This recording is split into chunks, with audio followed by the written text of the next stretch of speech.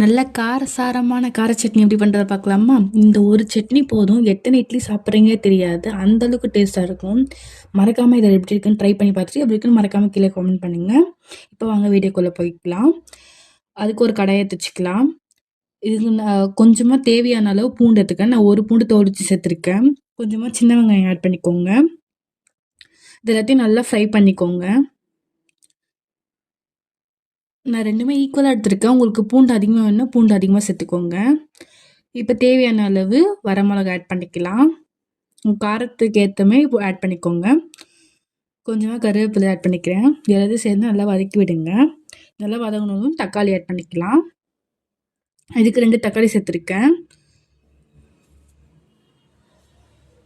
தக்காளி எல்லாம் நல்லா வதங்கி வர அளவுக்கு நல்லா வதக்கிக்கோங்க.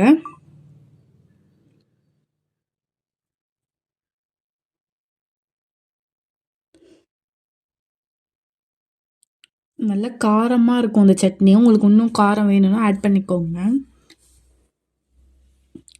தோசைக்கெல்லாம் வச்சு சாப்பிடுங்க. செம்ம டேஸ்ட்டாக இருக்கும். காரசாரமாக இருக்கும் நல்லா.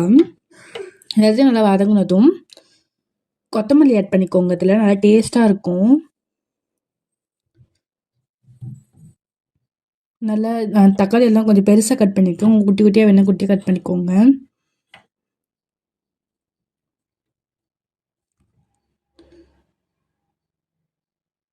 அந்த தக்காளி எல்லாம் நல்லா அதை கொத்தி விடலாம். ஏன்னா நல்லா வதங்கி வரட்டும். இப்போ தேவையான அளவு புளி ஆட் பண்ணிக்கலாம். ஒரு குட்டி நெல்லிக்காய் சைஸ் அளவுக்கு நான் புளி ஆட் பண்ணியிருக்கேன். இதை ஆட் பண்ணதும் கட் பண்ணி வச்சிருக்க கொத்தமல்லி ஆட் பண்ணிக்கலாம்.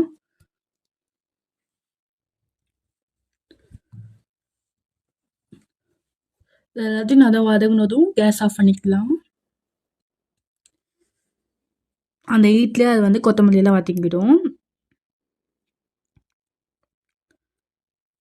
இப்போ தேவையான அளவு உப்பு ஆட் பண்ணிக்கிட்டு இது நல்லா ஆறுனதும் மிக்ஸி கப்பில் போட்டு ஆட் பண்ணிக்கலாம்.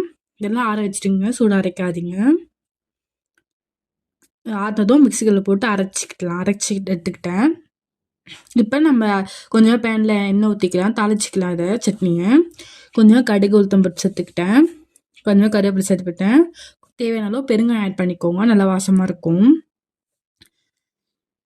நம்ம தாளித்து சட்னியில் கொட்டிக்கலாம். ரொம்ப டேஸ்டான கார சட்னி ரெடி. நீங்களும் ட்ரை பண்ணி பாருங்கள். ரொம்ப டேஸ்ட்டாக இருக்கும். தோசை கூடலாம் வச்சு சாப்பிடுங்க, நல்லா டேஸ்ட்டாக இருக்கும்.